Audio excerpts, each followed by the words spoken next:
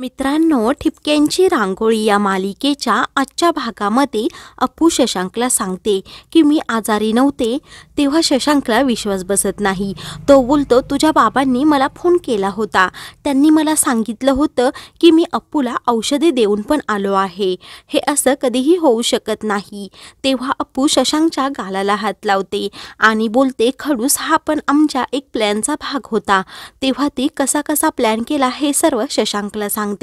तेव्हा मात्र शशांकला खूप राग येतो. बाहेर कुकी बोलतो, मी तुम्हाला बोललो होतो ना, माझा प्लॅन नेहमी सक्सेस होणार. तर निखिल बोलतो, आपली अप्पू म्हणजे राजकन्या आहे, ती कोणालाही अशी गंडवू शकते. आतमध्ये शशांक खूप चिडलेला असतो. अप्पू त्याला विचारते, काय झालं? तेव्हा शशांक सांगतो, तुम्ही खूप मोठी चूक केली, याची शिक्षा तुम्हाला नक्की भोगावी लागणार. तेव्हा अप्पू बोलते, अरे आपला हनीमून असताना तू तिकडे काय करतोस? सर्वजण तुला खूप मिस करत होतो म्हणून तर हा प्लॅन केला होता आणि खडूस तू आला सुद्धा. तेव्हा शशांक तिला खूप बोलतो. तर अप्पू बोलते, सर्व कपल किती एन्जॉय करतात ते पहा. आपलं नातं जरी 1 वर्षापुरतं असलं तरी आपण एन्जॉय करायला नको का? आपला हनीमूनही तेवढा महत्त्वाचा आहेच ना. तेव्हा शशांक बोलतो, तू मूर्ख आहे का? मूर्ख असल्याचा आव आणतेस. तो खूप चिडून बोलत असतो.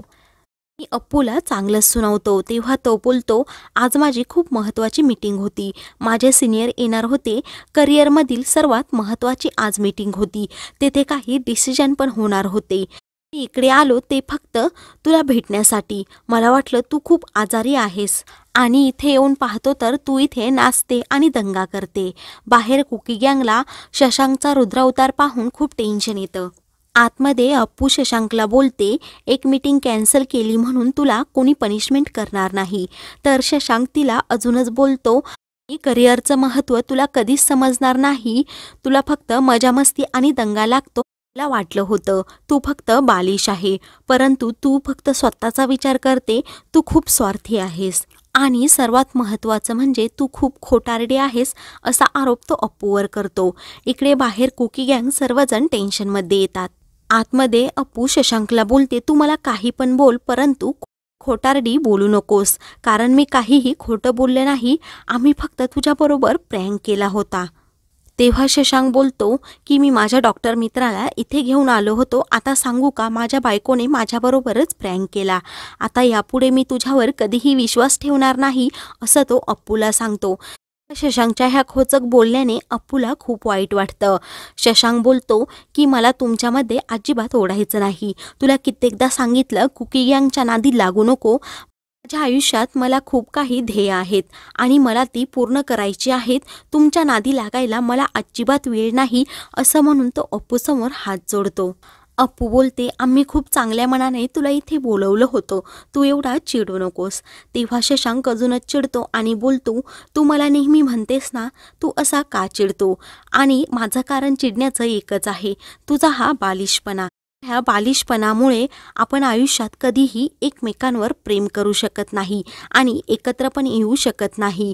तेव्हा शशांकचे हे बोलणे ऐकून अप्पूला अजूनच वाईट वाटतं. तर कुकी गँगला खूप मोठा धक्का बसतो. शशांक अप्पूला बोलतो, तुला माझ्यासारख्या नवऱ्याची तर अजिबातच गरज नाही.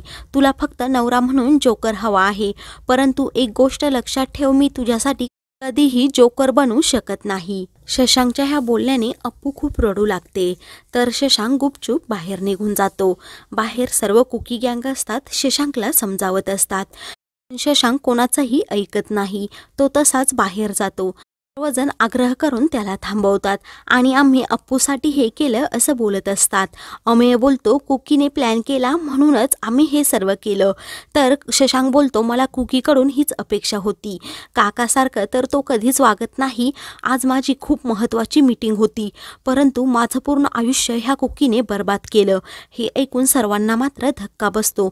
कुकीच्या पायाखालची जमीन सरकते, कारण शशांक तसं खोचक बोललेला असतो.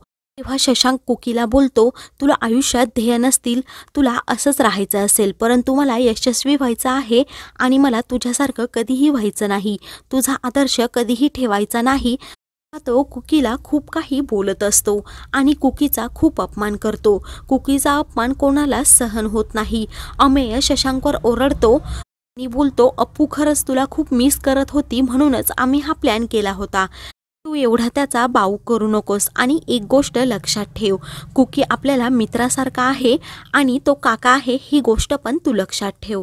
तेव्हा शशांक बोलतो, काकाने पुतण्यावर संस्कार करायचे असतात, परंतु आपला काका कसा वागतो तुला तर माहीतच आहे. खोटं कसं बोलायचं आणि कामचुकारपणा कसा करायचा हे सर्व आदर्श तो आपल्याला घालून देतो. तेव्हा सुमी शशांकला शांत करते. जे काही झालं त्याबद्दल आम्हाला माफ कर, परंतु तू असं खोचक बोलून नाती तरी तोडू नकोस. तेव्हा निखिल बोलतो, आयुष्यात करिअर शशांक तू कधीही करू शकतो, परंतु जीवाला जीव देणारी माणसं आयुष्यात भेटणार नाही. तेव्हा शशांक निखिलवरच भडकतो आणि तुमच्या या फिलॉसॉफीवर मला काही एक इंटरेस्ट नाही असं बोलतो. आणि ज्या मुलीला ध्येय आणि करिअर या गोष्टींची जाणीव नाही त्या मुलीशी माझं नातं कधीच जोडू शकत नाही असं अप्पूला बोलतो. हे ऐकून मात्र अप्पूला खूप मोठा धक्का बसतो. शशांक तेथून जायला निघतो तेव्हा निखिल त्याला थांबवतो आणि असा इथून चिडून जाऊ नको असं बोलतो. सुमी शशांकला सांगते की दादा तू काही खाल्लं नाही, तर शशांक बोलतो माझं पोट आता भरलं आहे असं म्हणून तो पुन्हा जायला निघतो तर कुकी त्याला थांबवतो.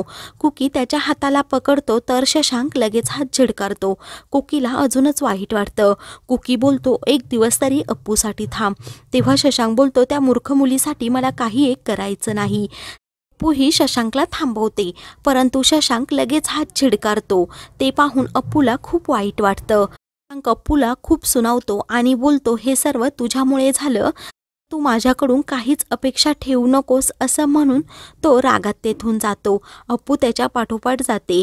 शशांकच्या खोचक बोलण्यामुळे सर्वांना खूप वाईट वाटलेलं असतं. कुकीची अवस्था पाहण्यासारखी होते. कुकी मात्र खूप रडू लागतो.